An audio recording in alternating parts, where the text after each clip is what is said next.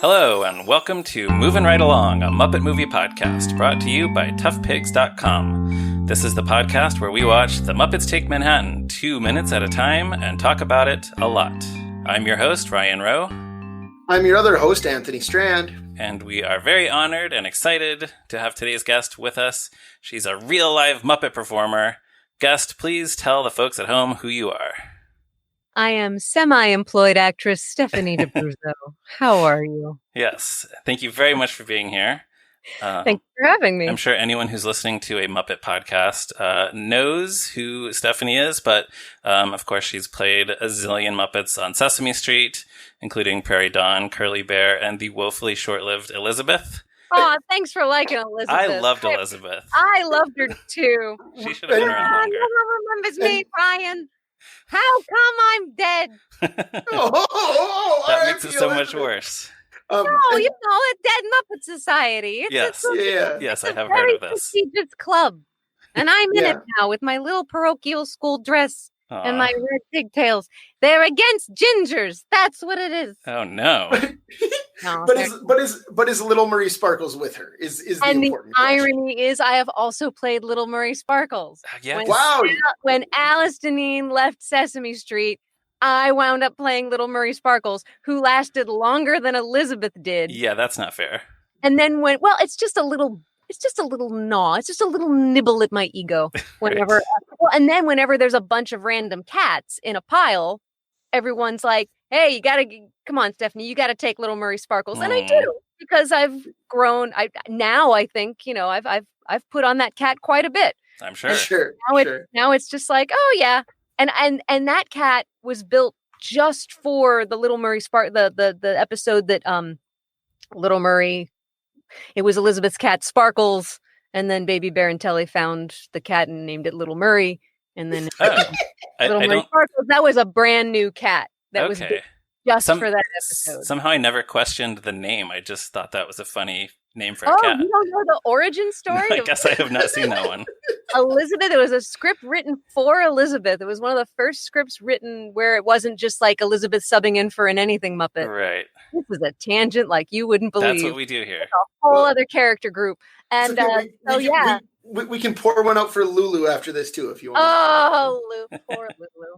Yeah. So anyway, Elizabeth had a cat named Sparkles, and she loved the cat Sparkles, and then Sparkles got lost, and then Elizabeth's looking for Sparkles, and then Telly and Baby Bear find this cat, and they name him Little Murray. Okay. Joey Mazzarino wrote the script. I was just going to say, because he seemed to have a thing for the name Murray. He definitely has a thing for the name Murray. So that was one of the first instances of Murray. This was 99. All right. Yeah. Well, Anyway, I tell you that's what. the origin story of Little Murray Sparkles. Thank you so much. Finds the cat, and then they're like, "Hey, let's name it Little Murray Sparkles." And so, yeah. Right. Well, anything I can find of Elizabeth and Little Murray Sparkles, I'll put a link in the show notes. Gosh, wow. Yeah. Thanks. That's half your audience wasn't even born when that episode was shot. Oh boy. Well, I was gonna say Stephanie's other credits include The Webulous World of Dr. Seuss, Julie's Green Room, and a bunch of other non-strictly Muppet-related projects like Puzzle Place, Ubi, and of course the Broadway musical Avenue Q, for which she was nominated for a Tony. So thank you for being here. Tony. Thank you for being here. Of course. And the reason you're here is to talk about minutes 13 and 14 of The Muppets Take Manhattan, in which the song You Can't Take No for an Answer continues as the Muppets continue to unsuccessfully pitch their show to producers. So I think we can start with the song itself, which we heard just a little bit of last week, but this is where we get the majority of it. So, it's another Muppet movie. It's nice to get another song with a vocal by Dr. Teeth, who sang Can You Picture That in the Muppet movie and Nightlife and the Great Muppet Caper. What do you guys think of this one? The song is fun. I want to know where Dr. Teeth found the ladies. Well, there's kick-ass vocals on there. Right. That's the thing, is that this always felt to me like it's from Dr. Teeth's solo album or something, right? Like why isn't the Electric Mayhem singing backup?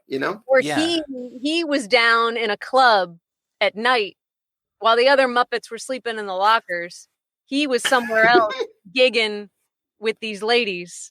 Yeah. Davy. You know, he was starting like to just think like, hey, I better find another gig, because these Muppets aren't going to keep me afloat. That's true. I'm going to sing this song that they shouldn't take no for an answer. But you know what? I'm going to find myself a lifeboat, and I'm gonna find another group to gig with down in the village. You know, you can't blame him. You definitely can't blame him. Yeah, you know, you're right. It's a little bit of a departure with those backup singers, and they don't sound really like Muppet backup singers somehow. No, they sound like human beings. They are hardcore. Those are either former Ikettes or you know, any girl group, they're so good. I always picture like when Ray Charles used to do Diet Pepsi commercials. Yes. His backup singers in those ads, that's what I picture when I hear this song. Very much so. You got the right one, baby. Yes. Uh-huh. Yeah, right. So maybe more of a Dr. Teeth song than an Electric Mayhem song. So any other sax solo at the end? Yes, that's true. We see one other member of the Electric Mayhem playing. Yeah, but you know, it's like how, like, for example, after the band broke up, Rick Danko puts out a solo album. He brings Garth Hudson in to play organ. You know, maybe it's like that. His old buddy Zoot is just the best sax player that he knows. Right, or right. Maybe the song ended and Zoot is just playing in the locker. Yeah, he is separate songs joined together. He just happens to be playing a song. He is wailing out his pain because Dr. Teeth left them. That's right. Right. His lumbar is all out of joint from sleeping. There it is. We just figured out all this stuff that's happening off screen, off the frame. But it's a great song. Like, musically, it is a great song. It's a fun song. It's not dated. I don't feel like it's, you know, there's a little bit of synth to it. It doesn't sound 1984. I don't think it does. No, and we, when we did Nightlife and Great Muppet Caper, we debated whether that, I think, was maybe sort of dated or whether it worked as a rock song. But yeah, this one might be a little more timeless sounding than that. A little bit. Well, I guess I think of 1984 as being very synth heavy, and I don't recall hearing a lot of synth on this. But then it could be wrong. There are no guitars in this one. No guitar, no drum machine. Right. Yeah, it's a very good song for a montage. Either way. Yeah, and I think that's it's a great montage for a montage. But my and the reason I picked these 2 minutes, and I shared this with Ryan, and I hope he shared it with Anthony. It's so ridiculously not anything resembling real life. And Sure, that makes sense. Yeah, and one of my issues with movies about theater, no one really auditions on a theater stage. Like, you know, the opening montage of Tootsie, where Dustin Hoffman is on stage auditioning for all the, you know, in real life, that, and at first I thought, oh, well, maybe in the early 80s, that's how, you know, they did it. They were on a set. But no, you watch the, if you've seen the documentary, The Best Worst Thing That Ever Could Have Happened about Merrily We Roll Along. It's a great documentary. Even if you don't know the show, it's a great documentary. Which has another connection to this movie. Yes. Has another connection to this scene, in fact. Exactly, yes. Directed by, Lonnie Price. I want to get his name right. Yes, Lonnie Price. That's right. Who appears in this movie, in this scene, yes. In this scene, yes, as Ronnie Crawford. But anyway, yeah, in that documentary, they're auditioning in a rehearsal room. Right. Sure. And even in the movie Every Little Step, which is the documentary about the revival of Chorus Line, they start auditioning in rehearsal rooms, and then eventually, when it comes down to Natasha Tiez and Charlotte Demboise, they go to a stage, they go to a Broadway stage, but I think that's for the documentary, that's for the filmic element of it. Sure, you know, that's, you know, I always have a little like, you're telling kids in Iowa how theater life in New York is, and you're selling the wrong product. You have, you know, but I know it's not very filmic to show them, you know, anyway. In real life, if you're developing a musical, you're not just showing up at producers' doors and handing them a script. Right. At no point, even if at any point in this montage, Kermit took out a pencil and edited his piece at all. He never does a single rewrite. He never looks at the script. They never workshop it. They never until they do a massive rewrite on opening night. Right before they go on. Also, okay. Craig and I, by the way, for those of you who don't know, I'm married to Craig Shemin, the author of the Muppet Character Encyclopedia and president of the Jim Henson Legacy. Craig and I have often talked about like writing the review of Manhattan Melodies that came out the next day. Because that show got crap reviews. I mean, that show is not a good show. Because is that the whole show? Is that the first musical? Is that the first number? It ends with a wedding? Like, right. So where are you going from there? And then let's not even talk about the union issues of adding all these actors at the last minute. And the costumers and having those costumes ready and then wearing your clothes off the street. The musicians union, like, yeah. So anyway, but that's not part of these 2 minutes. But what I'm saying is in real life, and it would make a terrible montage, of course, but they would be doing a reading. They would be doing staged readings and industry readings and inviting people to come see, not just do, look at me, here I am in a office. And I think that's probably based on the film Yankee Doodle Dandy, where in the 1910s, George M. Cohan is going to theater offices, singing songs. And I think things were done very differently back then. But I think, Muppets Take Manhattan is meant to be a fairy tale. Yeah, so and there's definitely an element of throwback to it. Absolutely. So if you're looking at it that way, okay, fine. But at no point is Kermit, keep saying there's still something missing, but he never looks at the script again and works on it. That's very true. That's true. He grows a mustache. He does all this other stuff. Yeah. Yeah, and he could be putting all that creative energy into editing a very needed edits on his script, but no, he doesn't do that. I think it, and can you imagine? I mean, poor Jenny, hey, we're going to put all these bears and chickens in the show. Oh, okay. Wear this. Like, not only does he never rewrite the script, that's not the solution to the show. Right. I don't necessarily think that makes it better. You don't think that adding a bunch of strangers that Kermit just met is going to make this a hit Broadway musical? When did they learn the lines? Right. But that's for the person who has those minutes. But yeah, in real life, you would, or at least they would go to small shows and meet other actors and meet other directors. And I don't know, put it on a small stage and see where it goes and get feedback. And no, instead, I mean, yeah, you're not going to get, empty chairs in a rehearsal hall, industry reading, punctuating rhythmically as much as a series of closed doors does.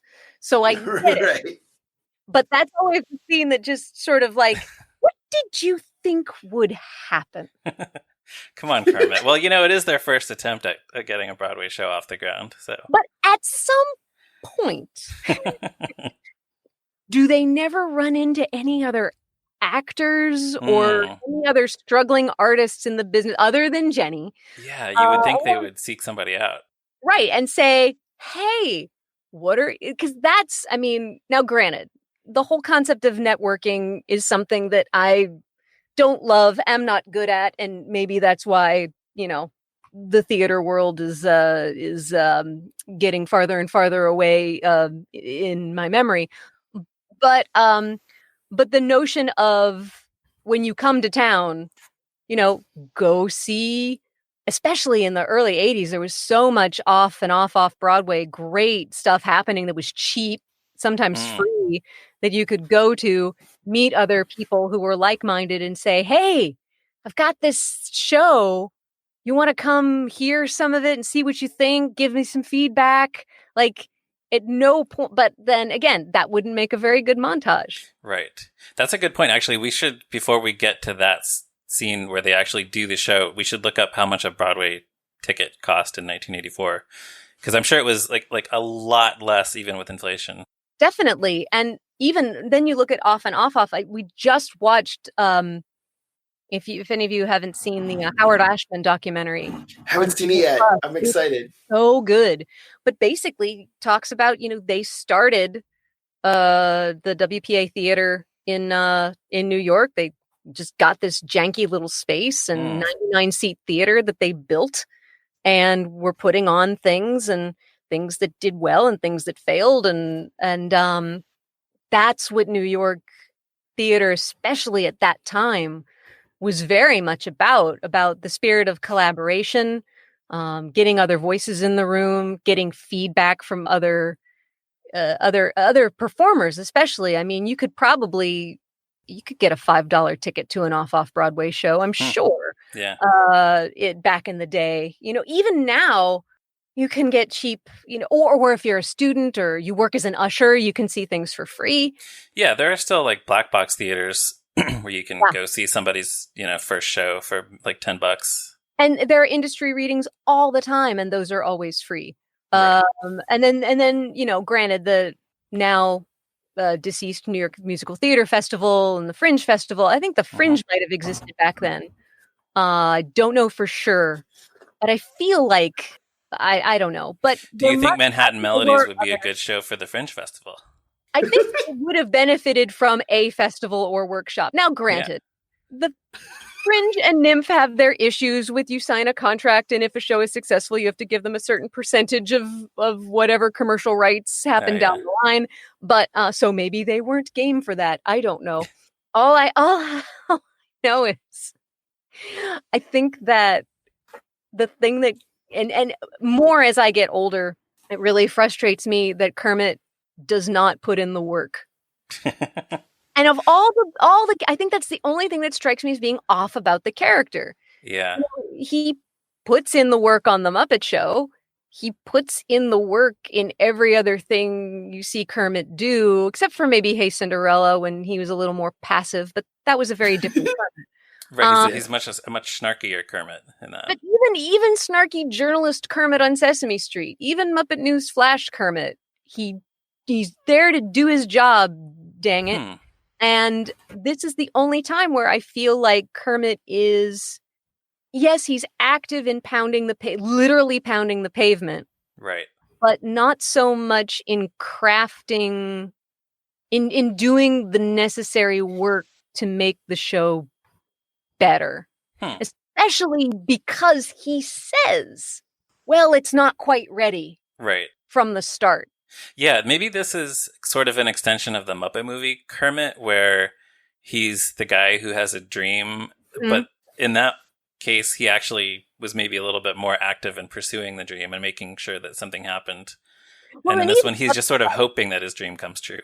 Well, yeah, and even in Muppet movie, I think that because it's a story told as as sort of a flashback, as it were. Right. All origin stories and flashback stories, if someone is telling you, they're going to leave out stuff, because you don't see Kermit honing his craft when he gets discovered by Bernie the agent. No. So all he has to do is physically get to LA, and then he's magically given the rich and famous contract. That's truly a fairy tale. Yes. Muppets Take Manhattan feels like a different kind of, not quite Mickey and Judy. Let's build a barn and make costumes and put on a show mentality. I've often seen it compared to those, though.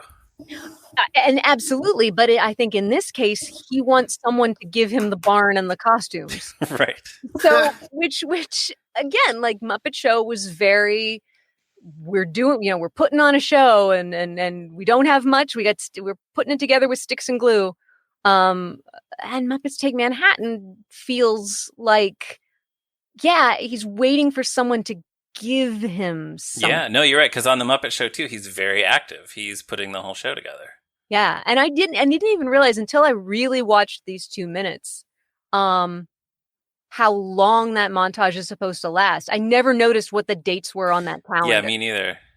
Really? yeah. I thought I was the only one. I'm like, wait, the first date is June 15th and then it goes to September 4th. They're there all summer. Yeah. How many quarters did they have? Right. It's been heavy. And how many different producers did they talk to or try to talk to? Well, right. And that's, and again, look, I don't know. I mean, the way things are done now, I'm sure it's about who you know. It's about introductions. It's about people hearing your stuff. And yes, to some extent, maybe it is a little like a whisper campaign. But even a whisper campaign, it's one thing for someone to know who you are. It's another, but your work has to be good. Of course. And the other thing is, we're going into this only having heard one song from this show. Now, we as the audience so far have only heard Together Again, and then a little snippet of the "Look at me, here I am, right where I belong." But it means it's very little. Yeah. There's no context. And even saying, well, this guy meets this girl and they fall in love and they go to the... You've been there, done that. And maybe, I think they're hanging the hat. They're hoping that we hang the hat on how much we love the characters. We love Kermit. We want him to succeed. But in the back of my head, and again, I didn't think this when I first saw the movie. I didn't think this 20 years after I saw the movie. Now we're coming up on almost, oh, wow. It's 36 years old right now. Yeah. 36 years after seeing this movie. And I'm thinking, that's a lot of goodwill that you're gambling, because not everything's a gem. Great, talented people write crap all the time. I know people who've won awards, and I've seen their cut material. The cut material from every show that I've ever been in, the cut material from shows that I've done readings of that have gone on to do other things that I haven't continued on with. There's always cut material. Your first draft is never your best. Right. And I mean, maybe once in a while something is fully birthed, full on. I do, and I will, because I'm very proud of this. I did an early reading. Well, not early. I did the National Academy of Musical Theater's reading of Come From Away in 2013. Oh. We did a 45-minute cutting of it. And the role that I played eventually got absorbed into Jen Colella's character. But I will say this, in the 45-minute cutting that we did when I saw the show, the book was remarkably similar. Like, the book did not change much. Oh, okay. And David and Irene did such an amazing job with that book. But they had researched this show for years. Yeah. They knew the people that they were writing about. They had met these real life figures. So I will say that I think that's probably one of the exceptions. Well, it's interesting in that context because that's a pretty short show for a Broadway musical. It's like an hour and a half. It is, but the other thing you have to remember is that Come From Away also, they were trying to get regional productions. So the reading that I did, NAMT is really it's a festival for regional theaters to come see these shows to try to court these regional theaters all across the country mount these shows. So Come From Away was done, I think, in La Jolla and Seattle. It had been done at a school before the NAMT production, and then it had been done in a few places. And I remember thinking the show is really good, but yeah, I'm sure it's going to be a great regional theater show. I don't know if anybody will have the guts to bring it to Broadway. And I'm so grateful, because really it's about money. I mean, it's about someone investing in the promise of being able to sell a 1,500 seat theater. Right. I remember when Avenue transferred from off Broadway to Broadway, and so many people were asking, wow, so how was it decided that you got to go to Broadway? It was almost like they thought that there was some adjudicator panel, like in the scene from Flashdance. You go to Broadway. You don't. No, it's money. It's someone decide. The difference between off Broadway is 99 seats or below. Off Broadway is 100 to 499 seats, and Broadway is anything over 500 seats. It's the number of seats. It's not the quality of the work. Great quality shows but that's not But see, that's not the mindset that most people have because they don't know. I certainly didn't know. I definitely didn't know in 1984 watching Muppets Take Manhattan. Right. So you think go to Broadway is the only way that you can put on a Right. show. No, he could have totally gone to La Mama or any number of small off Broadway theaters and mounted it there and seen how it went.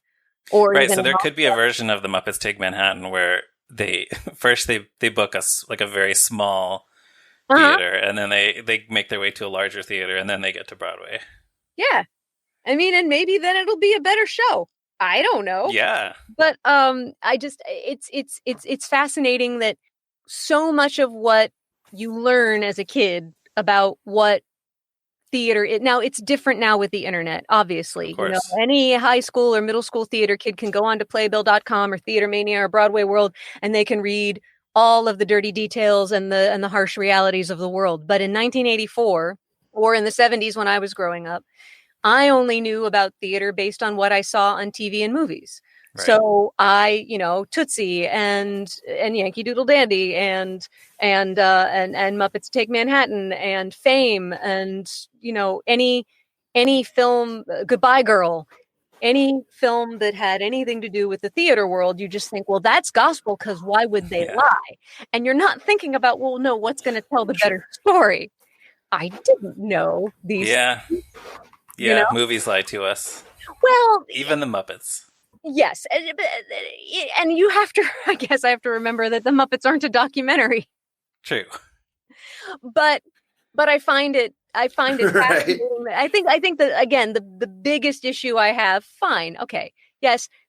No one's going to go up to a stage door and start auditioning your show and have that stage door slowly close on you. No, right. That is one of the things. Like we see various producers' offices, and then one of them actually appears to be a stage door, very slowly slamming in their face. That is so outside the realm of reality. Of course. Even the producers. That's another great, infamous audition scene. You walked into the wrong theater.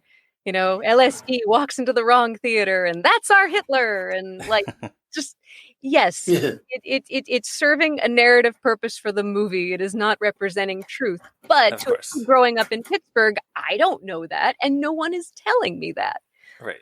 So anyway, but I will say yes. Kermit's big flaw that he interestingly enough never realizes is that he didn't put in the work. Yeah. Huh. That's a really good point. I think that will probably inform the way that we watch some of the rest of this movie. Well, it just makes me sad too. I think so, yeah. Because I thought, well, then you think, okay, so they're freshly graduated from college. What are they doing with this time? They're riding high on this big creative endeavor. And what are they going to do? Now, granted, yes, there are a lot of people who come straight from college and roll the dice on New York, but you're constantly trying to improve. They're taking classes. Yes, exactly. Or they're, I don't know. They're even auditioning for other things. I think that's what's interesting. Yeah. Or playing a side gig like Dr. Teeth. Right. Or even getting another job. Until they break up, nobody gets another job. Yeah, no, not that we know of. They just seem to be living in those bus lockers and going out to pitch the show every day. Yeah, reading Variety in the park. For 3 months or 4 months or whatever. Yeah. But anyway, sorry, I'm going off way too much on that tangent. No, that's why we had you on. That's great. Yes, of course. Thank you. We want the queen of tangents. Get to Bruzo. Yeah. Anthony, did you have something? Well, I was going to say about that shot where Fozzie's reading Variety in the park and they're all huddled around. That's my favorite shot of this entire movie. That's like what I want the Muppets to be doing in real life, right? Like, yeah, well, the recent sitcom, the 2015 show. There was all this talk about, oh, this is Muppets in real life. That's not Muppets in real life. Fozzie Bear reading Variety on a park bench is Muppets in real life, right? Well, I was going to say, I feel like there are a lot of really well composed group shots in this movie, and even especially in this montage. There's that one. There's the one where they're all staring at the guy eating the sandwich in the window of the diner. Yep. Which, okay, can we talk about that guy for a second? Absolutely. Yeah. when I was a kid, I was certain that was David Schramm, Roy from the TV show Wings. Really? I was sure of it. And I still think it looks like him. And I emailed Karen Falk to see if it might be him. And she told me that she did that there's no evidence it is. That like his name wasn't on a call sheet or anything. So he's not credited, that guy. He's not credited. There's no man with sandwich in the closing credits. Here's what I do know. Because I looked it up today. David Schramm, Roy from Wings, was a working actor in New York at the time. Oh. Was in a Broadway play from January through May of 1983. It was his most recent credit at the time. And so my headcanon is still that that's Roy from Wings for some reason. It's not impossible. But no, it's not. It's not impossible. Yeah, I could see and him. He passed away recently, so we can't ask him. But too bad. But yeah, he's a Roy type. Yeah. They got the same nose, I'm telling you. Could be. You never know. Stranger. And then just a couple other specifics about the scene. The shot. I mean, the one where they're walking. I always think about like, wow, how do they do that? Yes.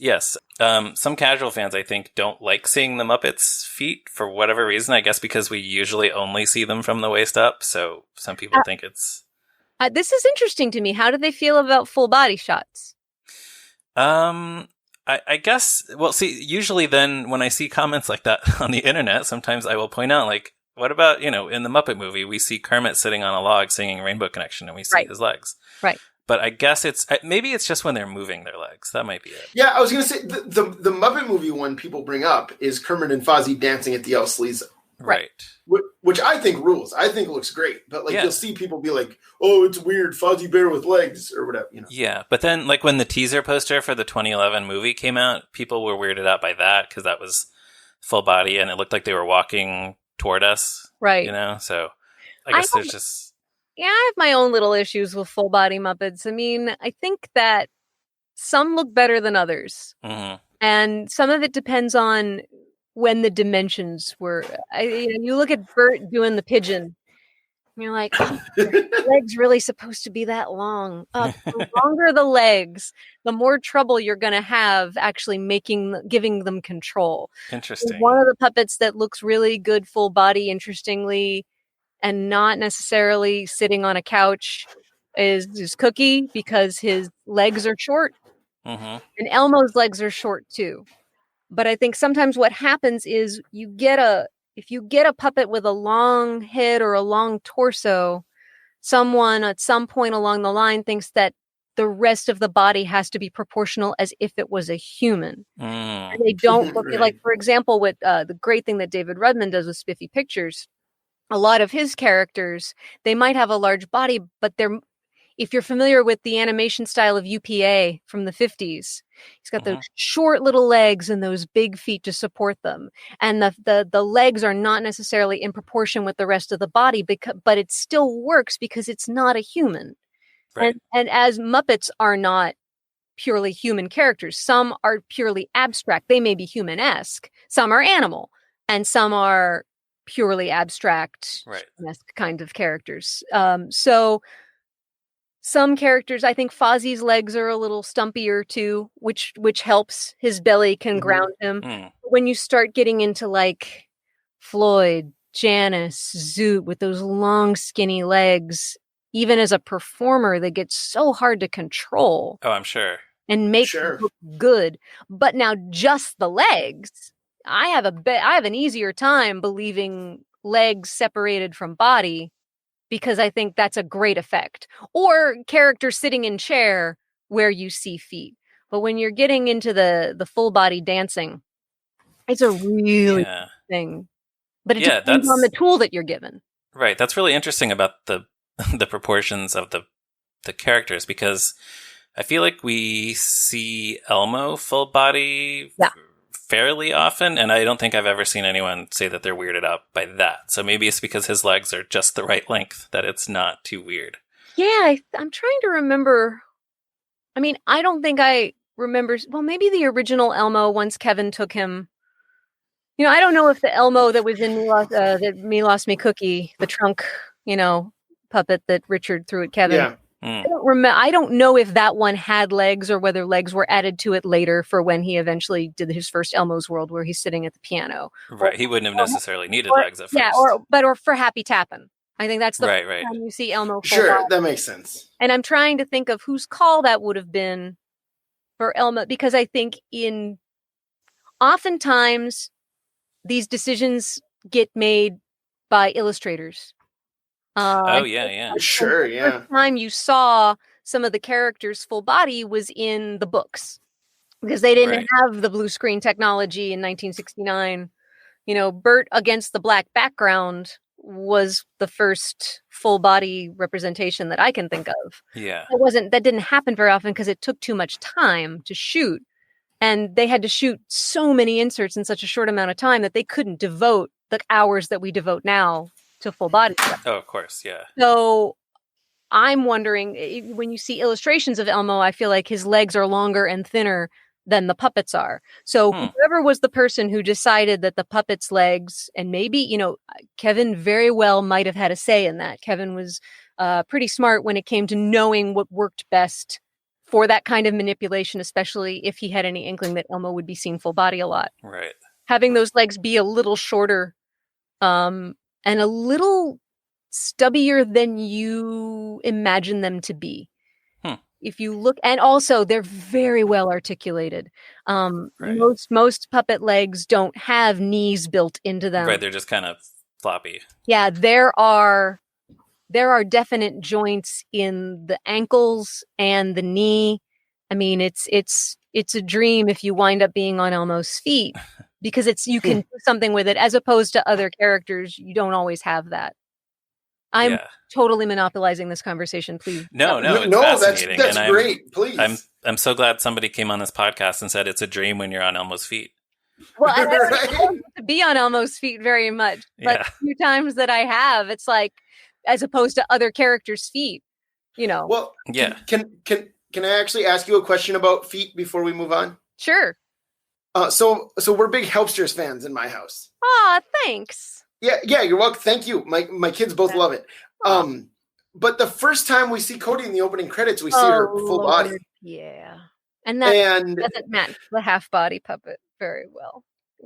Well, but I'm sorry. No, but it's funny you say that, because I always think of her as being a character who we see full body all the time because of the opening credits. But it's just that one time ever, probably, right? No, there are a couple of the music videos.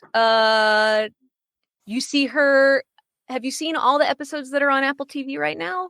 Yeah, I've seen all of them at least once. Okay, there's a brief moment with marching band Marcia where they're all full body. Sure. There are a couple of music videos where you see them. I think at the end of the one with Cassie Ashton, where they're jumping up after the ice pops. That was full body. Sure. And then, Cody had to be on a couch for the library and in a chair for Cody Gets a Cold. Yeah. But that's different. I mean, seeing the leg versus puppeteering full body against blue screen.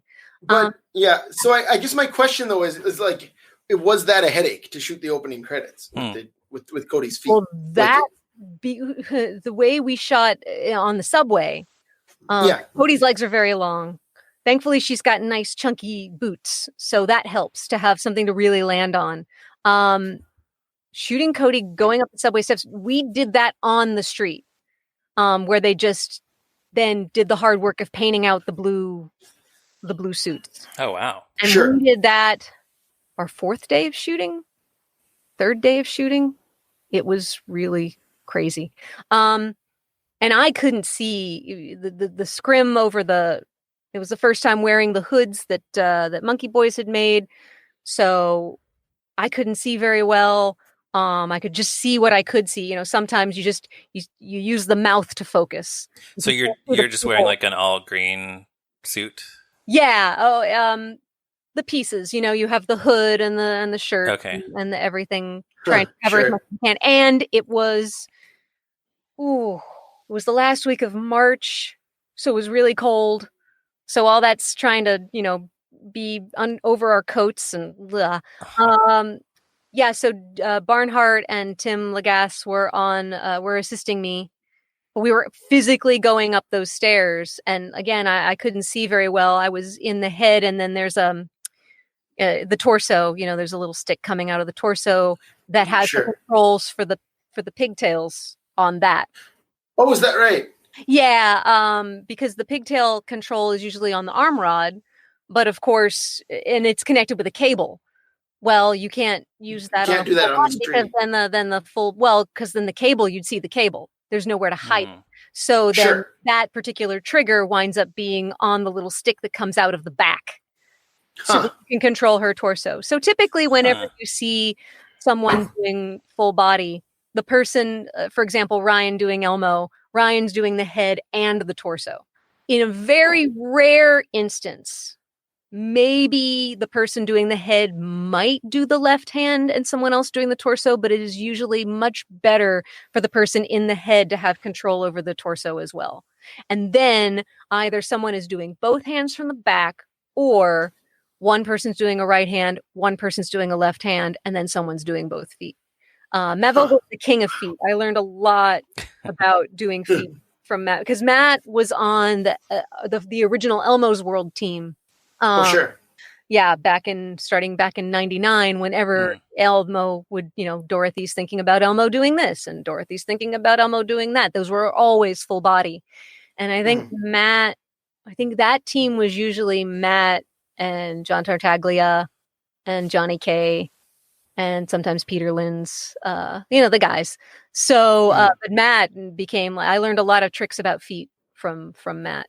And he will demur at that credit. Peter's also very good at feet too, but I learned a lot. Specifically, I learned a technique from Matt that I'm very grateful for. Wow.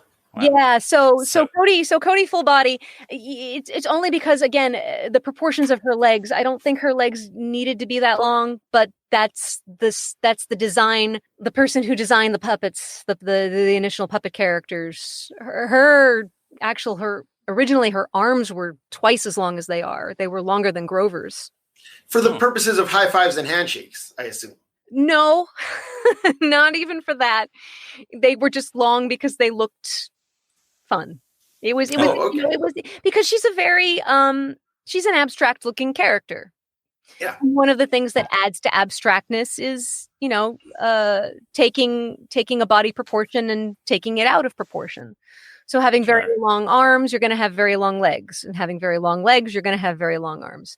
And I remember when I was auditioning with Cody, there was a mock-up Cody. There wasn't even the real puppet, but there was a early version of it, and her arms were so long, like longer than Grover's. I know that for sure, because when I extended the arm rod as long as my arm would extend, her arm was still not taut. Oh wow! I could not get her arm taut. You would have needed much longer arm rods, and the longer the arm rod you have, the less control you have. That's an interesting thing for people to know about rods, is we always say choke up. It's just like golf or baseball. Anything where you need to have more control over something, the more choked up you are on something, the more control you'll have. So the shorter the arm rod, the more control. The longer the arm rod, and also the weight of the arm rod matters as well. So the longer rods, you can't have them be so thick, because then it just looks like this really big stick. Right. Sure, and it's just very hard to manipulate. It's hard to do two at once. And then the arms get tangled in each other. I mean, goodness knows I've doubled Grover enough to know that even Grover tangles.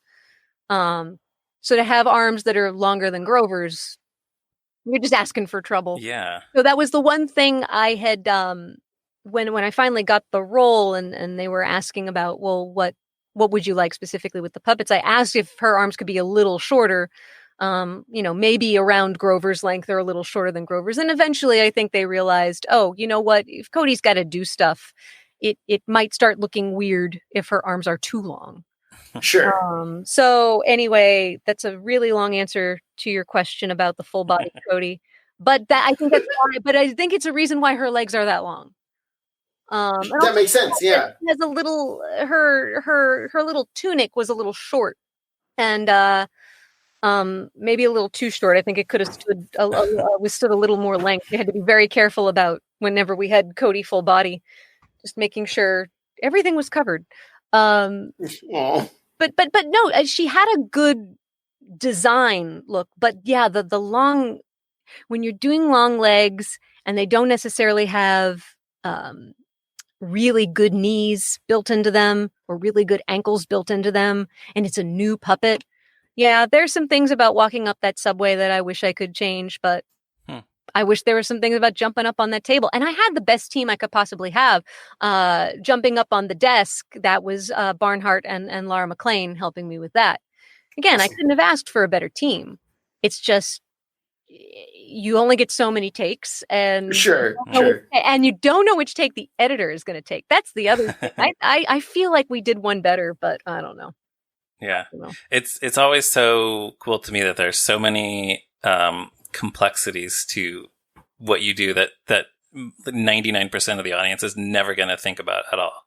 That's our job, right? To make you not think about, to make it look seamless, right? And there were so many things, even when I was first, setting out to do it, I never thought about needing to do some of the things I wound up doing. Oh yeah, I never thought about that, but those are all, thankfully I had a chance to learn and grow, and it takes time. I mean, that's the other thing, is learning how to do feet or doing assisting with full body is not something you can always practice on your own.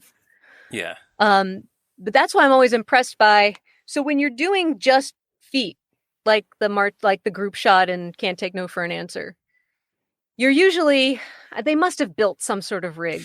Well, yeah, I wanted to ask you how you think they did that, because I counted at least 5 pairs of feet. Yeah, they must have, because typically when we do it, we're literally bent over.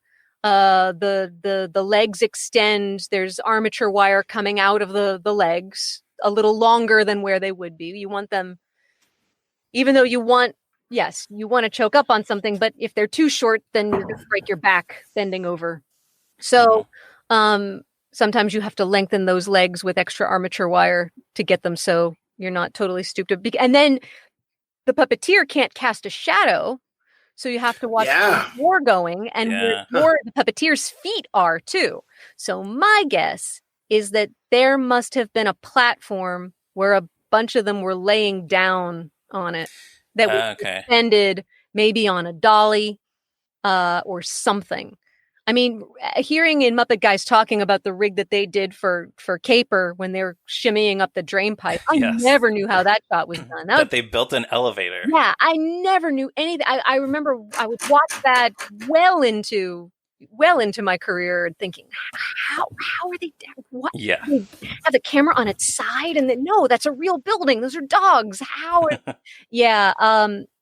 So I think that the notion of, and when you're doing a movie, you have a bigger budget. So if Frank said we need to build this dolly, they could easily build. That had to be how it was, or where you could get different levels of it. That it wasn't just one plank where they were laying down on it, but there were multiples, so you could have some in front and then some, like 3 layers of them. This is hard to describe audibly, but right, of course. But it must have been something where, there were puppeteers above that they could ride along rather than have to walk. Otherwise, you'd see puppeteer feet. Right. Yeah. Right. Wow, yeah. So many of those considerations. Yeah, we find ourselves doing that on Sesame quite a bit, with just legs and things like that and walking along. And those are fun little shots, but that is the hardest thing, is to get your shadow. Or we were doing something just last season, adding butterflies into something and then coming in and coming out, and there was a jib shot, and now again, when I was going down this path, never thinking about my shadow being cast on the ground. So now you have to think about, where my body is in relation to the camera, where my body is in relation to the lights, so it doesn't cast a shadow. You're looking at there are a million things to keep in mind when you're doing something like that. So that's my guess as to how they did it. Some sort of raised thing. I mean, look, they built a whole thing attached to the camera for Cody doing that shot when she comes out of the subway saying, "Hi, I'm a helpster." Attached to the camera, and it was on the dolly with the camera. I was laying down on it. It was a fun. I wish someone had pictures, but we were verboten. Absolutely. Oh, is that right? Forbidden to take pictures of any kind. Yeah. So I mean, hopefully someone took like a reference shot because I'd love. Yeah, right. Yeah, I'd love to see it. I'd love to see how ridiculous I looked. But anyway, well, yeah. I got to tell you, in my notes, I put Muppet legs walking. Hopefully, Stephanie can enlighten us. So you absolutely did. So thank you. That did. But see, I think that's fun. I think that's fun to see just the legs I think that's a fun way you really know a character if you can guess who a character is from their feet. Yeah, I was thinking about that. Like I can pick out Gonzo's feet. Yeah. Next to Kermit's, and then actually I think it's Scooter behind him. So yeah, just the fact that you can tell. It's a fun thing that I'm sure that when some of those puppets were initially, I'm sure that the first Miss Piggy, the very first Miss Piggy, didn't have feet. Right. And I'm sure that maybe either, Bonnie Erickson or maybe even Barbara Davis, had thoughts about what kind of shoe Piggy would wear, whether she wore sort of hosiery, the fact that the shoes were purple to match the gloves. I love that. It's those details, the fact that Gonzo, Gonzo's shoes and Scooter's wearing saddle shoes. No, Scooter's wearing sneakers. Gonzo's wearing saddle shoes. I think Gonzo's the saddle shoes. Yeah. Sorry about that. And then you're forgiven. But just most characters, I mean, maybe now it's different, but I'm pretty sure that when the Muppet Show started, I don't know whether that was a thought that we need to make these legs identifiable. No, probably not. Right, probably not. I'd be surprised if they were. And it's fun to be able to then know at a glance who these characters are without seeing their faces. That says a lot for the integrity of the characters and the strength of the design too. Yeah, definitely.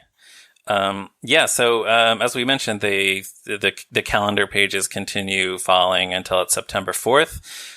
We see the song conclude with Zoot doing this mournful little saxophone solo at the end of the song. Yeah. Do we have any other notes about the song before we get to the last very few seconds of these 2 minutes?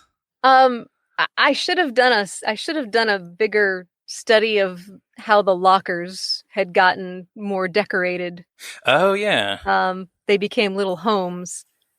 I know that. Yeah, well, they were there for several months, Yeah, you can see the I Heart New York souvenirs, and I think Scooter has the Jets bumper sticker. Oh, I didn't notice that. Someone has a New York Jets bumper sticker in there. I feel like it was Scooter, but that sounds like Scooter because I can imagine him being like, "I am a sports fan." Yeah, exactly. Well, and the thing is, any sports logo, you have to clear with the league and the team. So I'm trying to think if there were Mets or Yankees in there. I just remember seeing New York Jets. Yeah, I see it now. I don't see any other. Maybe they could only afford one logo. Or maybe that was the condition, is that we'll give you the New York Jets license if you have no other logos. Oh, yeah. Like you weren't going to see a Giants logo in there. I wouldn't be surprised. And I love that there's the I Heart New York logo, because that campaign was only a few years old.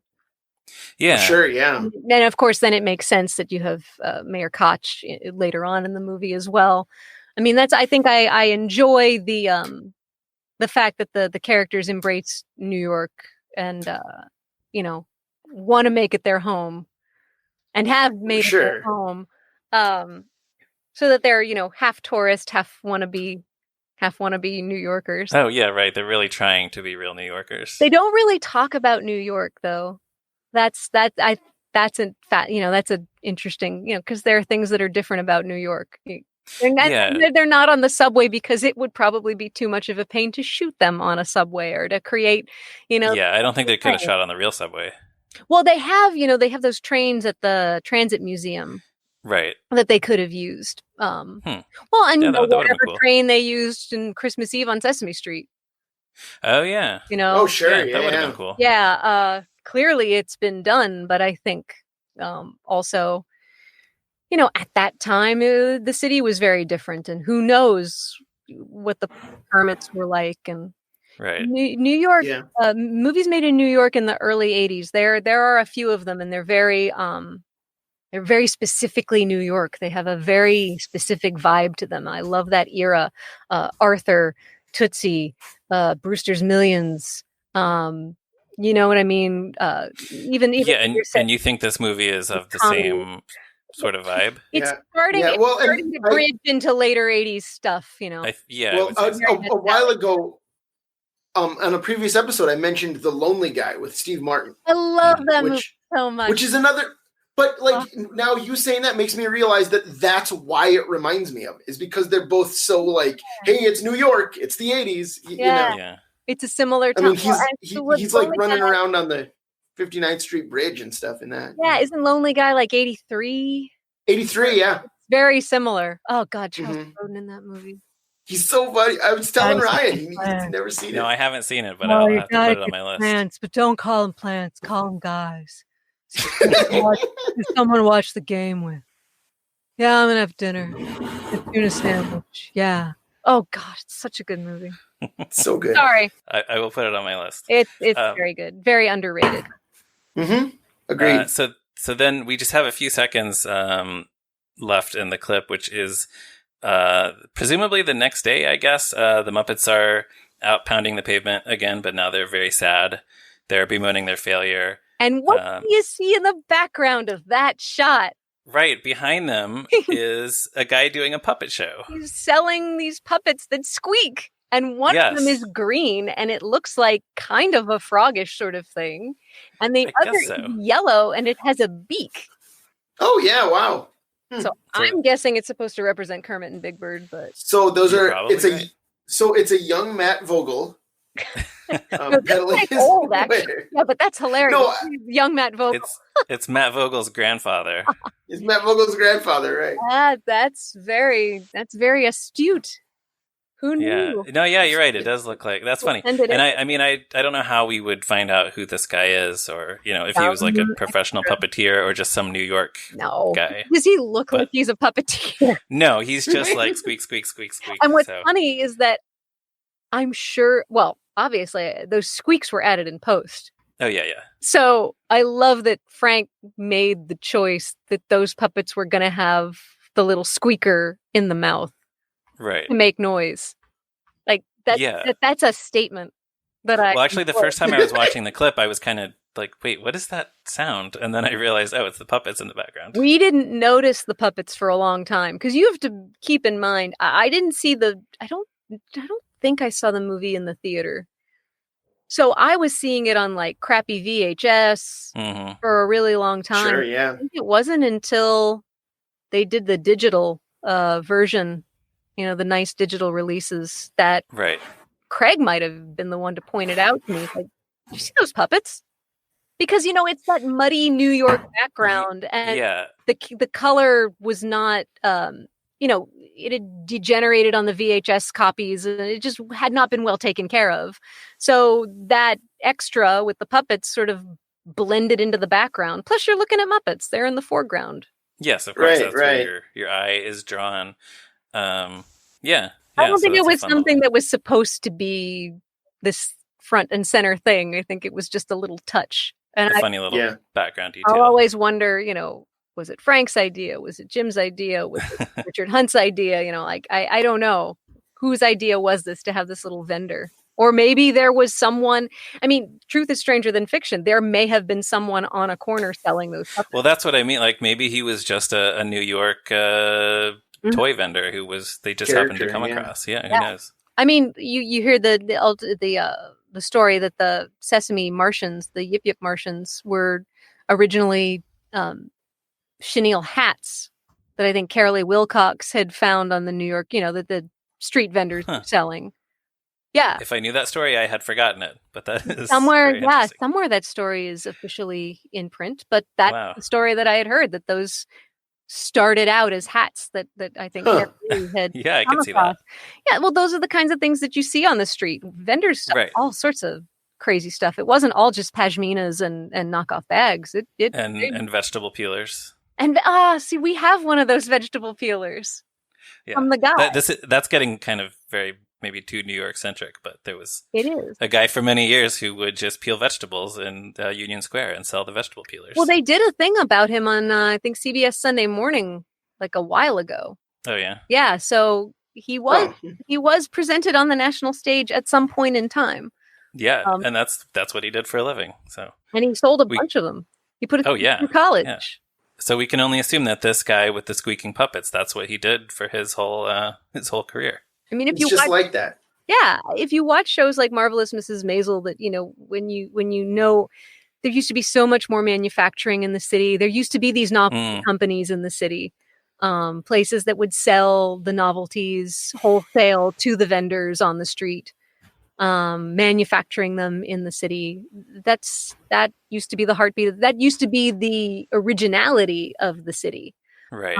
Why people would come here to find things and to do things that you couldn't do anywhere else. And, the sadness of the fact that there are so many, even long before the pandemic, so many chains, so many Banks and Duane Reeds.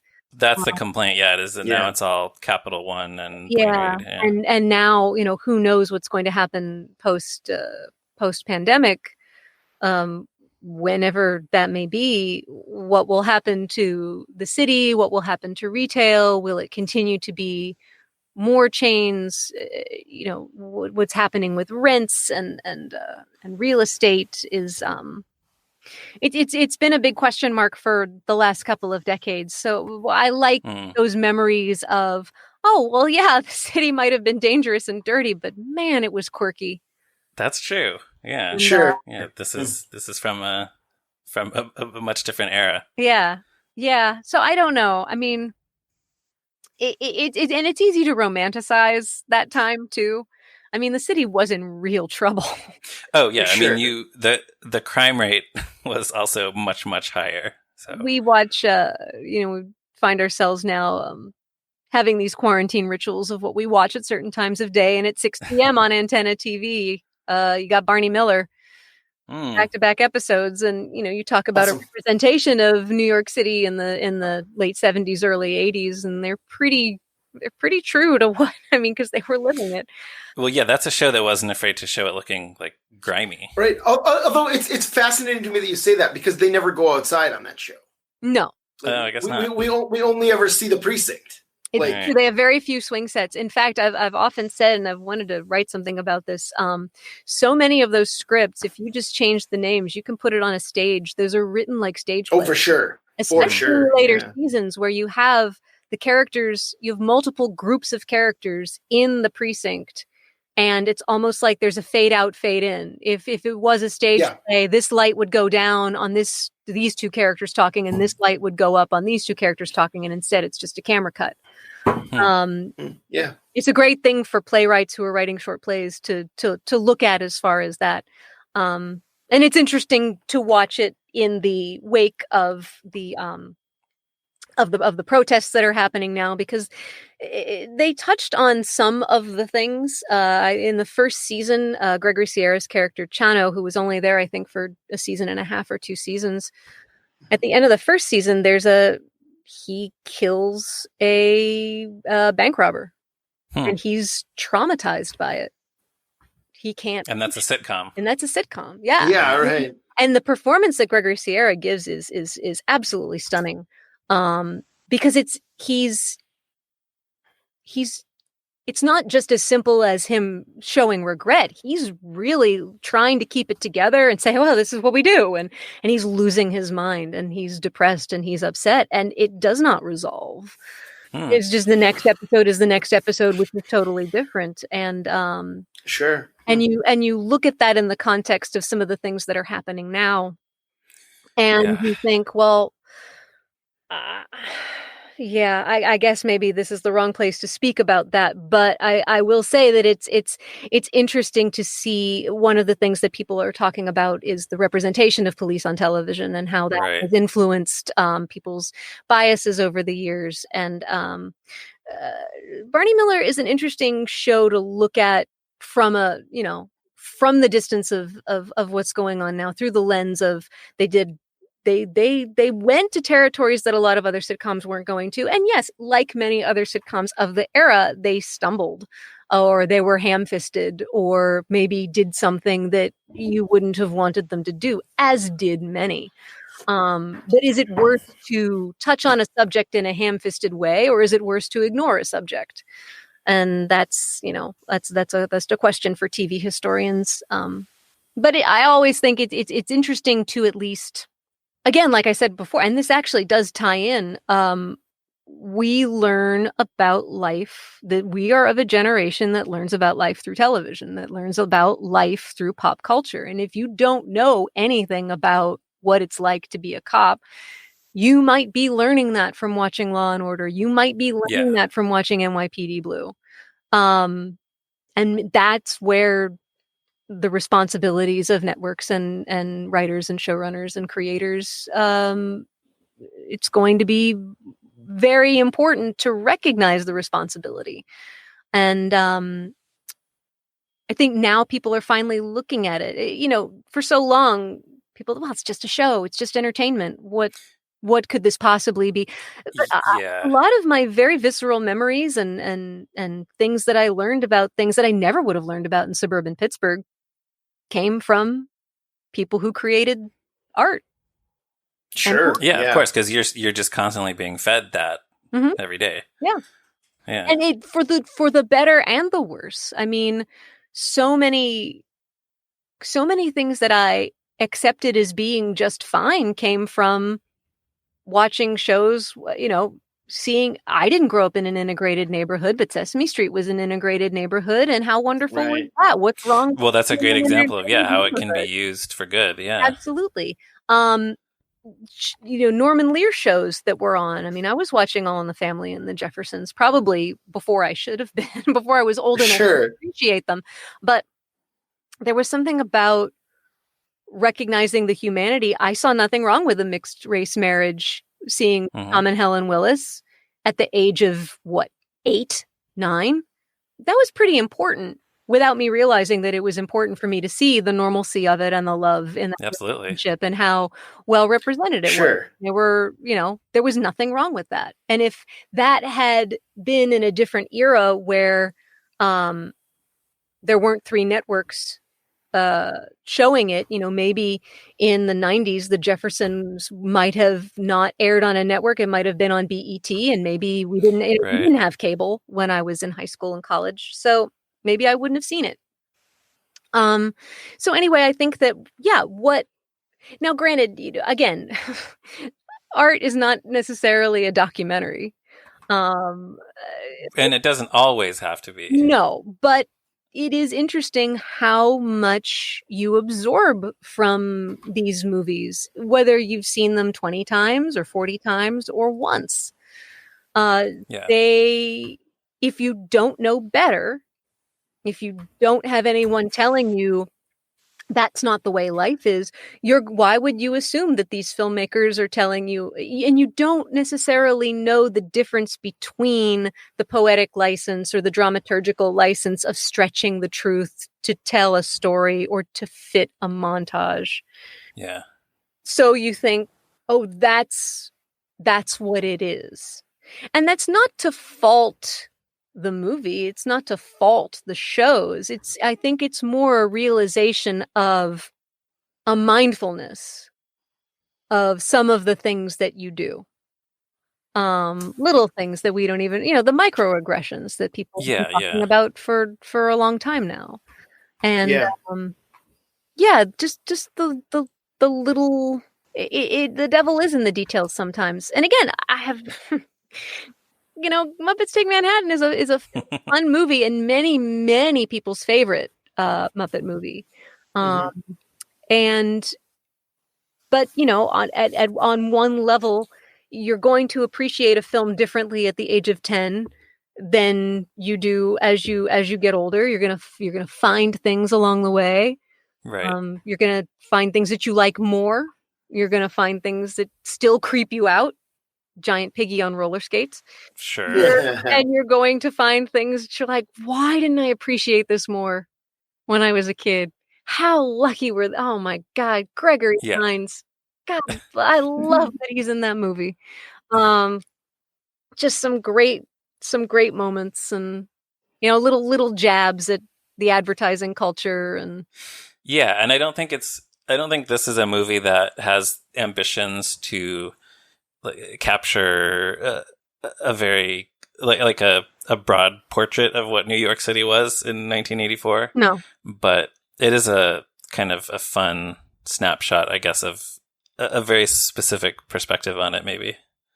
Yeah, what I also find interesting is that the city, to so many people, the dream of New York and Broadway is, and it's interesting because I think you really only see that in this montage in these 2 minutes, is the lights of Broadway. Right. A lot of it is focused on that, like moving to New York to try to hit it big. Yeah. You don't see them coming. You don't see that shot of the city appearing over the bridge like so many other arrivals into New York kinds of films. Well, there's actually a fake out of that, so it's kind of playing with that. A little bit.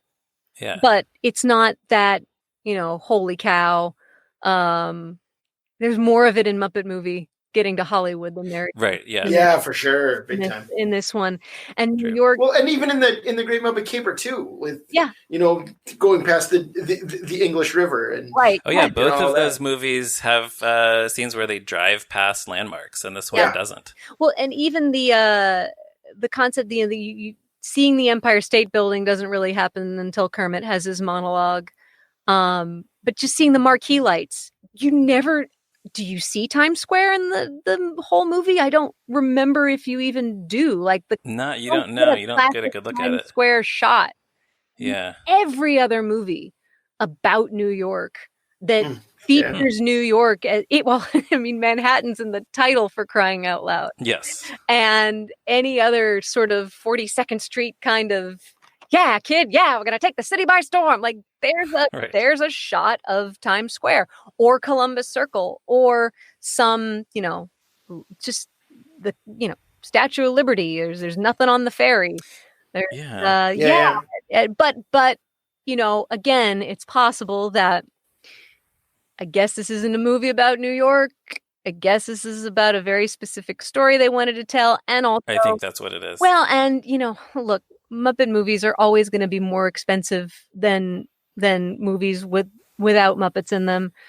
Nature. Yeah. So the money that would have been spent on some of those shots got spent on Muppets. I'm sure it wouldn't have been practical to have like Piggy sticking her head out of the crown of the Statue of Liberty, or it would have been much more expensive. And even that, a gimmicky shot like that seems a little Macy's Thanksgiving Day Parade show thing. Yeah, for sure. But just seeing Times Square at that. Now, granted, maybe they couldn't because there were so many porn theaters. Yeah, it was a lot dirtier. Get a lot of good shots where you didn't see that. There's a great, I think Laurent Lynn took it, I want to say the Macy's Parade like in 95.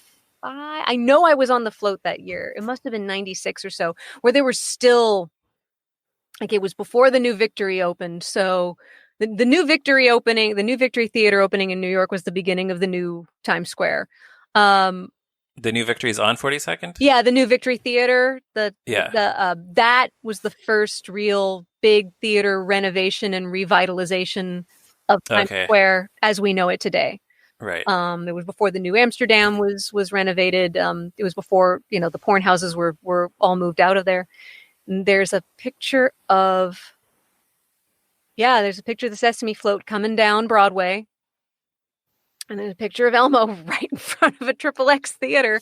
Wow. Right near, I think where the Palace Theater, there's that whole block between 47th and 49th Street and Broadway.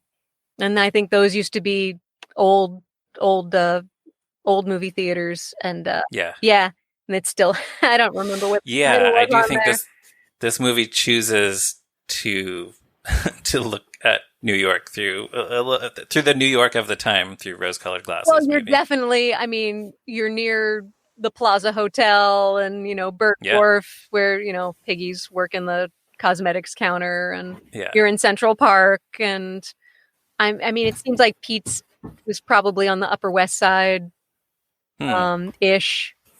Kermit's in Midtown. He's probably on Avenue. He's But yeah, it's the fairy tale of New York and Broadway. But the lights of Broadway.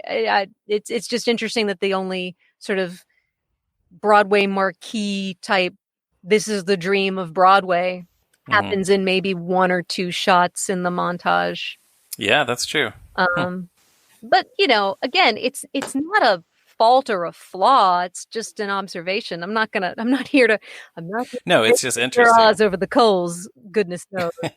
Because his cinematic choices in so many movies, I love Little Shop, and I love Dirty Scoundrels and Bowfinger and What About Bob, and he just makes so many excellent choices. Yes. I think that there may have been limitations. If you're going to get that shot of Animal coming out of the manhole or Kermit getting thrown out of Sardi's, that's going to come at a cost, time and money. So maybe that's why. But but it is interesting. I learned a lot of falsehoods from watching this movie. Broadway's the only theater in New York. Yeah. What are you going to do? So the clip ends with Gonzo saying, "Maybe we could." And then that's where the clip ends. So we're going to have to wait until next week to find out what they could maybe do. So everyone should tune back in for that. Those are the only notes I have about these minutes, but I'll see if either of you have any other thoughts. Stephanie, starting with you. I only have one other thought. So when you see Ronnie Crawford for the first time... Oh, I forgot to mention that. Yes, I had that and I skipped right over that. Well, one of the producer's offices. We talked about it. Well, that was my fault too. No, we didn't talk about the specifics of it though, because a secretary opens the door and she takes the script and she shakes her head. And I'm wondering if Art Carney his deal had been closed yet. Yeah, that's a good question. Probably not. Yeah. I don't know. Why would a secretary have the power? I mean, I'm assuming it's a secretary. I don't know. She is a woman. She's an older woman. I don't know.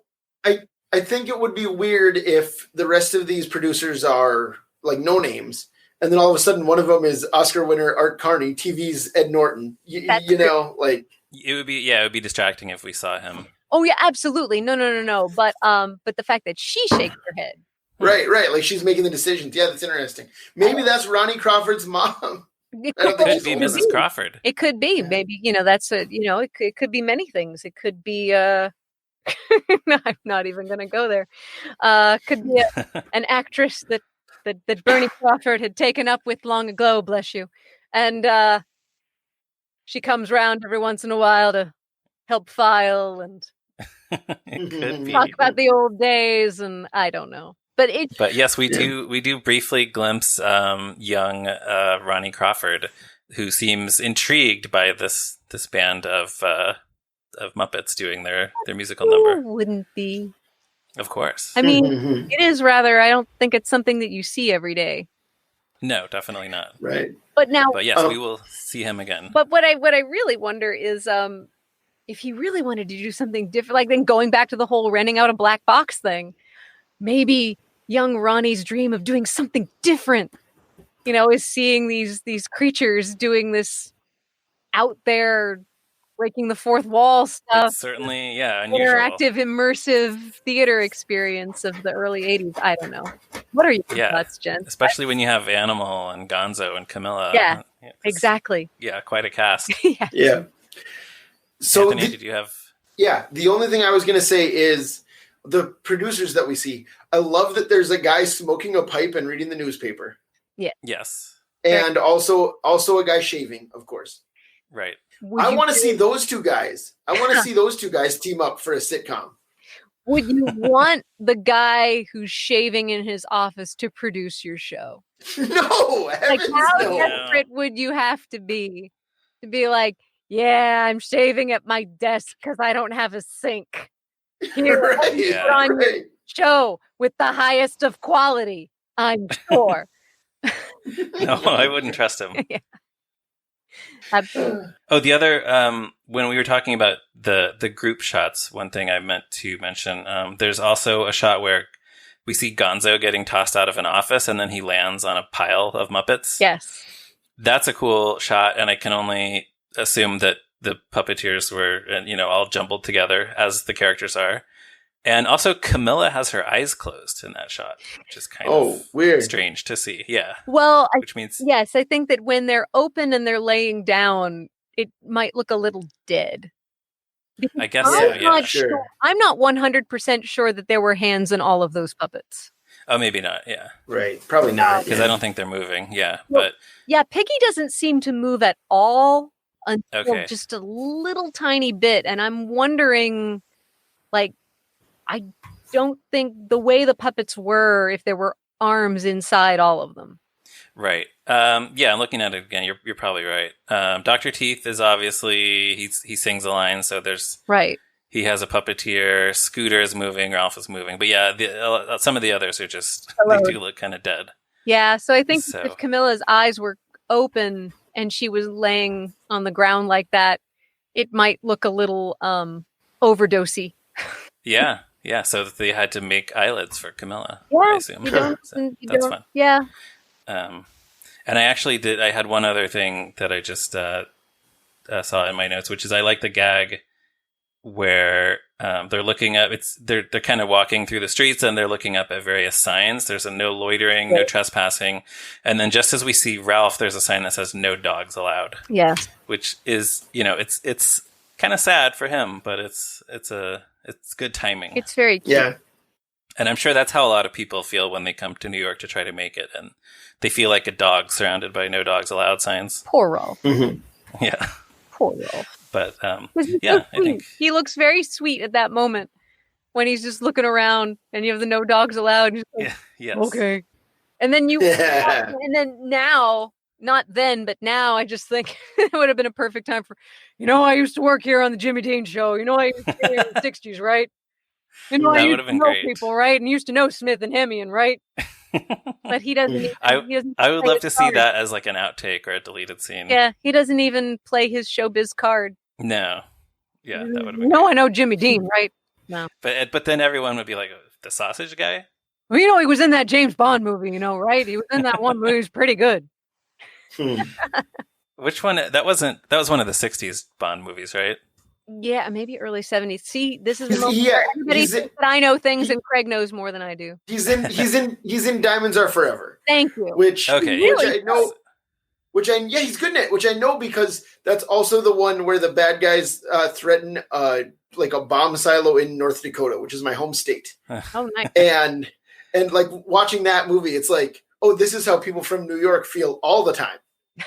Because like that's the only movie where North Dakota is threatened. You learn things from movies. Exactly. There you go. Yes, proving your point once again. Yeah. All right. So, Stephanie, we like to ask our guests, what is you talked about this a little bit already, your history with the movie. You said you don't think you saw it in the theater, and then also, how would you rank this alongside the other Muppet movies? I mean, of the first three, it's the third for me. I love Caper. If anybody heard the We Got This podcast from a few years ago that we did live at the museum, I am very proud that I swung the entire panel towards deciding that Great Muppet Caper. I was so happy to hear that. And yes, everyone should seek that out. I'll put that in the show notes. Oh, also. Good. Thank you. Yeah, I had a good time with that. It's just such a beautiful movie. It's so beautifully shot. I hate that that's Jim's only feature directing credit, but if you're only going to have one, man, have it be that one. Well, he directed The Dark Crystal and Labyrinth. Well, okay, that's true. But of the actual Muppets. Oh, you mean like Muppet movies? Yeah. Yeah, I mean, well, he co-directed Dark Crystal, but yes, I always forget about Labyrinth because I forget about Labyrinth. Sure, fair enough. Yeah, no, you're right. I guess I always feel that Jim never got his due as a director. Yeah, Yeah. When he passed away, it was well, not even as a performer, it was creator of the Muppets, but as an individual performer, as an individual director, there wasn't really that sense of, I don't think the DGA recognized his work posthumously. No, I mean, it happens. Well, it's interesting that the year before, well, obviously nobody knew, but the year before he passed away, he won an Emmy for directing the Dog City episode of the Jim Henson Hour. Yeah. But I think that's kind of it. Which is also beautiful. Oh, yeah. But yeah, no, his directing eye was fantastic. It's just not something that people pointed to as a loss in the industry when he passed away. Right. But yeah, Caper is just every musical number has its own challenges, and I remember saying in the podcast that Steppin' Out with a Star seems, when you're just watching it as a passive viewer, it seems like the easiest song. It actually, I think, was the hardest one to do. And I said, puppets putting on pants is one of the harder things that you can achieve. And all the things are like Kermit being on a drill and Kermit doing the shadow dancing and the backwards shot and there's so many things in such a small space, and using the mirror, and it's such a simple song and people think it's shot simply, and then you break it down shot to shot. There are a lot of shots in that. Oh yeah. Especially considering how short it is. Everyone thinks, they look at the water ballet as being the most complicated. And yes, I think it was complicated for its own reasons, but there were fewer characters in it. You had one puppet underwater. Exactly. And same with the First Time It Happens. You had fewer puppets on the floor. Mm-hmm. First Time It Happens is so beautiful for so many reasons. Yeah, that was our first dance at my wedding. I've said that on the podcast before. It's glorious. Now I will say this. I love Muppets Take Manhattan enough that yes, I did walk down the aisle to You'll Make Me Happy. It's beautiful. Exactly. So, same. Yeah. So because who wouldn't? Yeah. And Muppet Movie is obviously very special because I did see that in a theater at a birthday party, and that was I have visceral memories of seeing Miss Piggy's eyes in the fighting off the bad guys, and when they changed her eyes and made them angry, that is one of those moments that stays with you forever. My little Inside Out forever moment. Paper is just it's so strong. It's such a strong. It's a great movie musical. Period. Not movie musical with Muppets. Just every great trope. And then the actors, I mean, again, Grodin, you can't go wrong when you have Charles Grodin in a movie. You just can't. And Diana Wrigley, they're just so committed to it. And it's just really lovely in every way. And it looks good. The thing about Muppet Movie, and again, I mentioned this in the We Got This podcast, because it was such an experiment, it really wasn't very good film stock. It's such a bad it looks kind of grainy. It was just the film stock that they and they were really able to then, once the Muppet Movie was so successful and the Muppet Show was so successful, I mean, every cent of that budget for Great Muppet Caper is on the screen. Yeah. It's for sure. Glorious. And to be able to, again, find out about the elevator they built for the Mallory Gallery, shimmying up the drain pipe, just the technology and the innovation behind it in ways that you don't even realize are there. And that's when technology works so well, is when you don't realize technology is being implemented. It just right. Like, why wouldn't those characters be able to shimmy up the drain pipe? But then as a performer, like, how does that happen? Like, you can't wrap your head around it.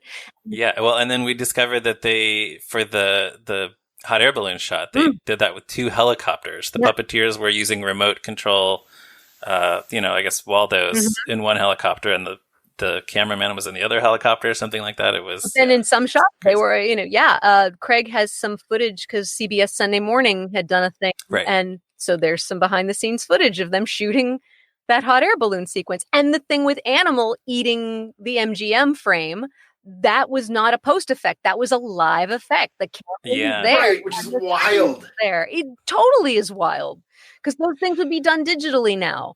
And the fact that that was in camera is just wonderful to see that, and what it Yeah. took to just what it took to accomplish that. And the script is so good. Patchett and Tarsus are great writers, Mhm. and they used them well in this movie. I think. Yeah, well, and then they wrote this one too. Right. Wait, was it Patchett and Tarsus on Caper then, or is it? Yes, yeah. Yes. Okay. But Jerry Jewell was heavily involved as well, and it's not all outside writers get the characters. That's very true. And Patchett and Tarsus, I think, with their history as working in sitcoms, is really pleasantly surprising to see how well they got the characters. I think so. Yeah. I mean, again, with the exception of Kermit not putting in the work, but and then I'm going to go back to saying that one of the things that makes Kermit great is how imperfect he is. And I think that it would be boring if Kermit always did the right thing. So boring. Yeah. And you run that risk with the straight man. You run that risk with the person who's supposed to hold it all together. You run the risk of becoming either too much the voice of reason or too much this is not really a comparison, but it's something I had to overcome with Cody doing Helpsters. When you're supposed to be the driver of the action and the center of things, it's very easy to come off as being lecturing. Come on, guys, or just being no fun. Sure. It would be way more fun if Scatter got to do whatever he wanted and Mr. Prim got to do whatever they wanted and Hart got to do whatever they wanted. But Cody has to, eyes on the prize all the time. And it's very similar position with Kermit, only when you're a girl, there's the added, oh, well, you can't come off as being bossy and you can't come off as a leader. So that means you got to be good. And what does that mean? And I really worked hard to make her not fall into any of those pitfalls.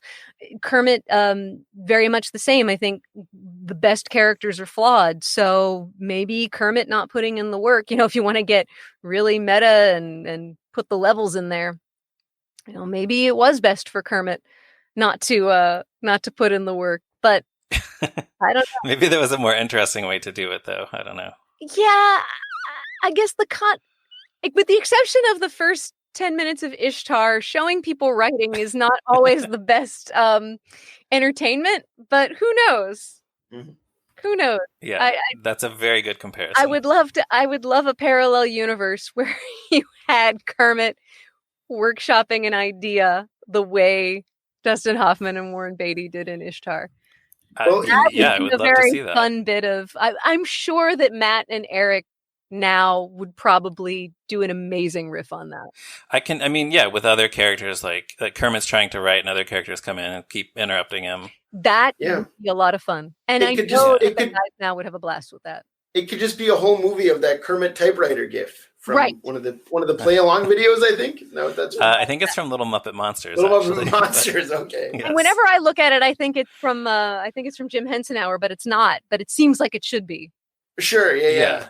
Seems like it would be, because he was always like, "Oh no, okay, well, whatever." The whole thing with Vicky saying, "I saw you when my whole kindergarten class used to watch you on the Muppet Show." Oh, well, that's all. We don't have to talk about that right now. Like, that's the kind of Kermit that I enjoy. There's so many reasons why I wish Jim Henson had not died in 1990, but one of them was to see where that Kermit was going. I kind of liked where Kermit was in the Jim Henson Hour, because he was a character who had reached these heights and was in danger of becoming a corporate symbol. And I remember wanting to pitch something along those lines, and it was not met with great enthusiasm of being afraid of being portrayed as what happened to Mickey Mouse. Mickey Mouse used to be a character, and he became a corporate symbol. And you can imagine a world where Kermit was aware of that. Yeah, I would love to see a meta take on that, where Kermit realizes that he's becoming homogenized. I mean, I often I think the beauty of the Muppet Show is that the Muppets knew they were putting on a show, but they didn't know they were as successful as they were. In the Muppet Show, they weren't successful. Outside of the Muppet Show, they were successful. Right. It wouldn't be funny if they knew how successful they really were. So in the Jim Henson Hour, where you have Kermit trying to like, and what's nice is they sort of maintained the whole, the ratings are down. This is broken. Which they were. This is broken. Kermit is still put upon, which I love that they were able to maintain that. But Kermit feels a little older. Kermit feels a little more like that whole run with Vicky was very... I love that they went to that place where you've got this young person, and I'm sure you were hearing my generation. I mean, the Jim Henson Hour was on when I was in high school. Mm-hmm. So absolutely, you were getting that generation of kids who were now working in television saying, I loved watching you on Sesame Street when I was a baby. And Jim and Frank and the gang going, oh crap. Oh, what? And that they did it with Kermit is great. And I kind of love that. Oh yeah, not right now. We don't have to talk about that. That's a good color on Kermit. Yeah, you're right. On him. So I always wonder what would have happened if Jim had been able to maintain that, or whether that would have just been limited to the show. I don't know. Yeah, it's hard to say. I mean, I guess we don't really get that so much in the Muppets at Walt Disney World, which was the next major thing. No, and you wouldn't have gotten that in the attraction as well. Oh yeah, you did get in fact, the press around Muppets Take Manhattan, and in the later things, I've seen some fun interviews with Jim and Kermit. Yeah, on Arsenio promoting Muppets at Walt Disney World. I guess Kermit's super jaded in that. He's great. Yeah, there's a great interview, and I forget which one it was. Was it Wogan? Was it the British one? And it was It was during the Muppets Take Manhattan junket.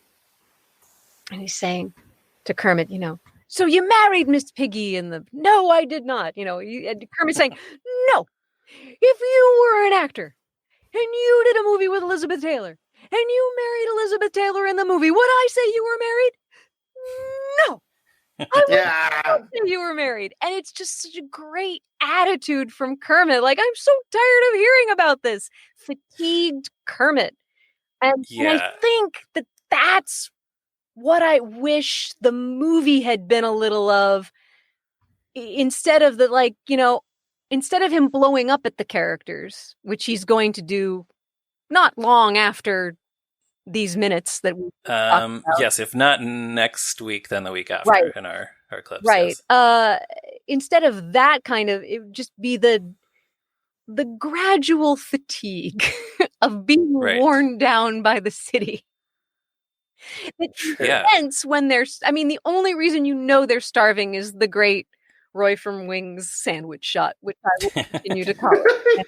Yeah. We talked about this a little bit in an episode, which has not been released yet, where we talked about the Fantastic Miss Piggy show. But I have to assume that some of that stuff in the interviews comes from like the actual frustrations of Jim and Frank.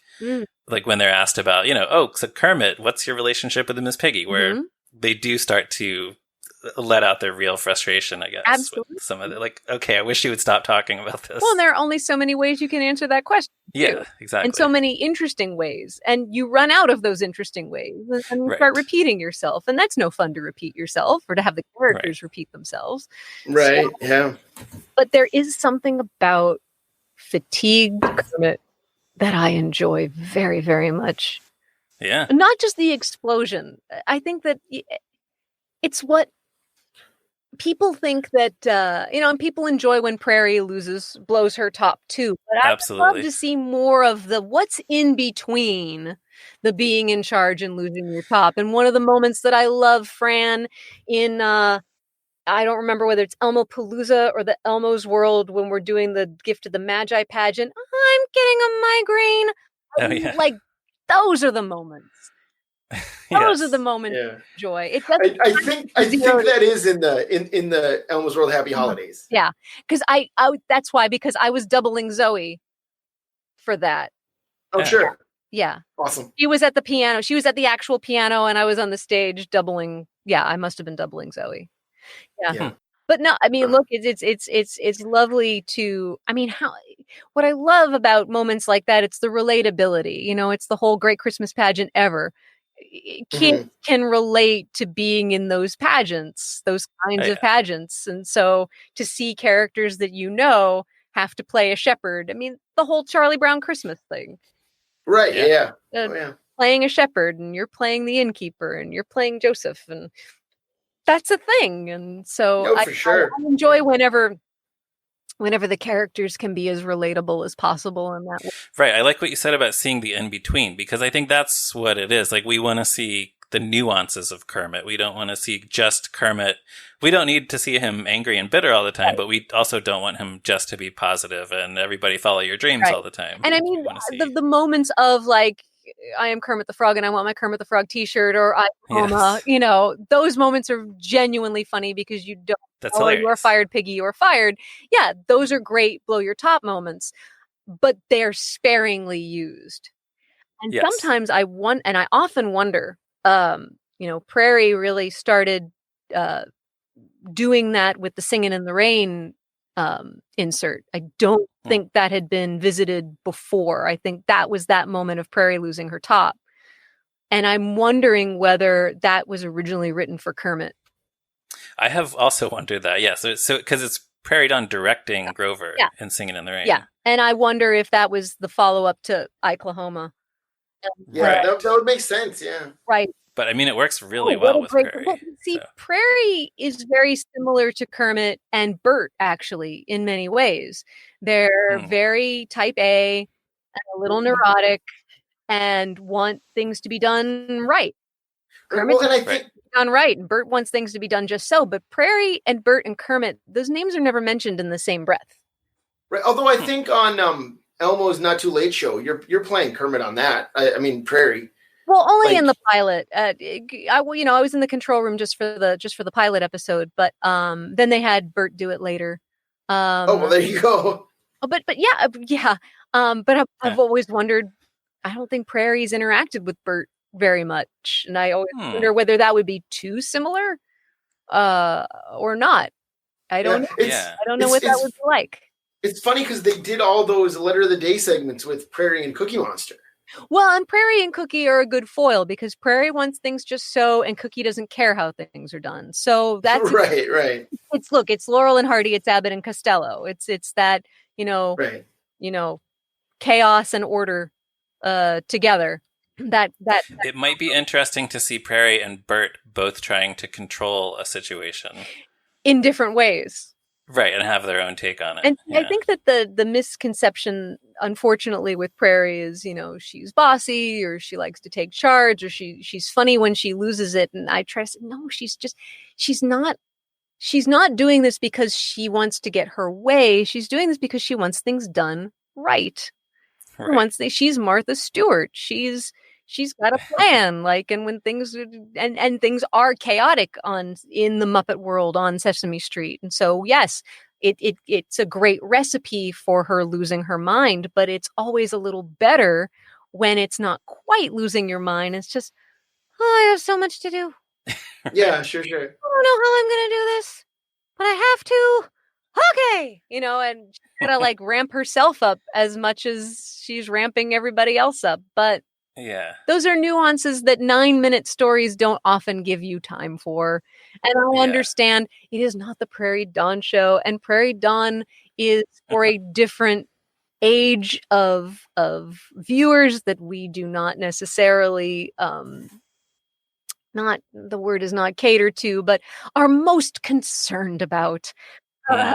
So some of these things will just wind up being in my head forever, and that's fine. That's a fun way to imagine what a character would do. And that's when you have a strong character.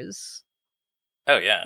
When you can fan fiction a character, it's a good character. You could anonymously write Prairie Dawn fanfic and just put it out on the internet somewhere. That'd be the saddest thing in the world. Let me write fan fiction about my dead character. She's not dead, but she's not around, and that's okay. She's not around enough. I appreciate that. I only care because I don't want to tell Fran that I blew it for her. Oh no, Fran, I killed your character. No, the show. Again, we do 9-minute street stories. There's a concentration on a smaller group of characters, and the needs of the show are more important than any single character. So I get it. Yeah. If a character like Prairie doesn't always fit in the narrative and of the story they're trying to tell, then I'm not going to fight that. There are people who are way more wizened and educated and more knowledgeable of what the show needs than a little puppeteer like me. I just miss the character. I like getting to play a character that I've enjoyed for so long. It's just selfish on my part, and you can't make decisions about things like that because of one puppeteer's selfishness. That's just not the Sesame way. Right. Well, there are many Prairie Dawn fans out there who would like to see more of her. I appreciate that. That. Someday, who knows? We have no idea what the world is going to present to us anyway.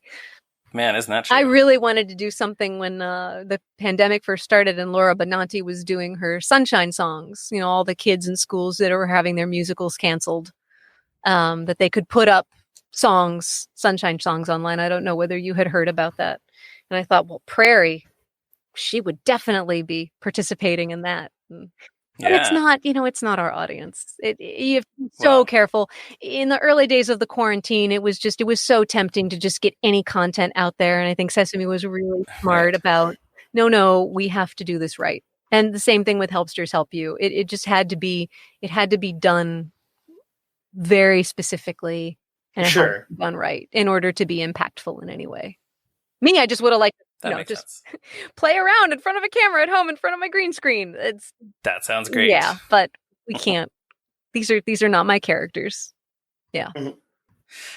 So yeah, if that is all we have, then we will wrap up for this week. Listeners, make sure you check out toughpigs.com on the internet, on Facebook, Twitter, and all those other places.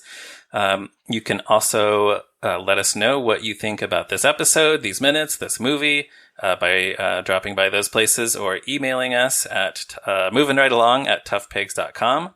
You can find me on Twitter at Ryan Roe. You cannot find Anthony on Twitter. And Stephanie, is there anything you would like to plug? Well, I'm at DeBruzzo Tweets on Twitter, and we got the Helpsters on the Apple TV. We got the Helpsters Help You also on Apple TV.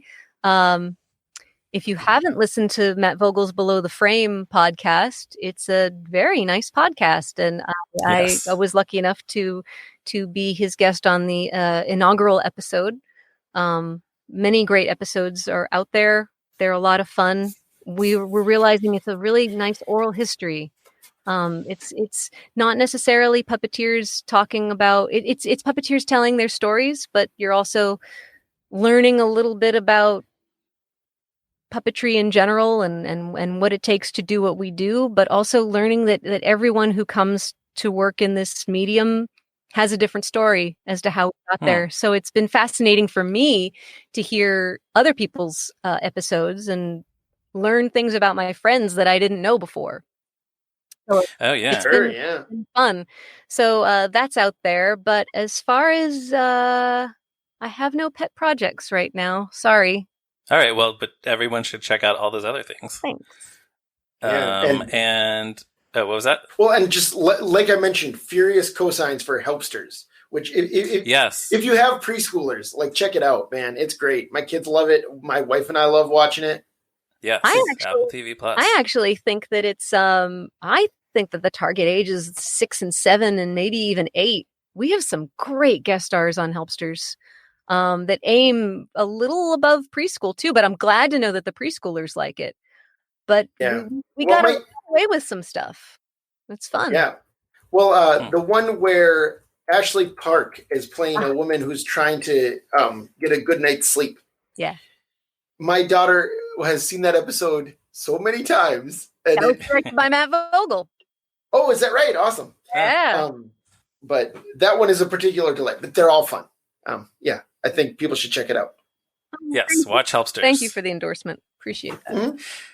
And listeners, if you don't mind, please give us a positive review on Apple Podcasts or wherever you can give us a review, and tell all your friends about the show, and join us again next week for another episode of Moving Right Along. Bye. Goodbye.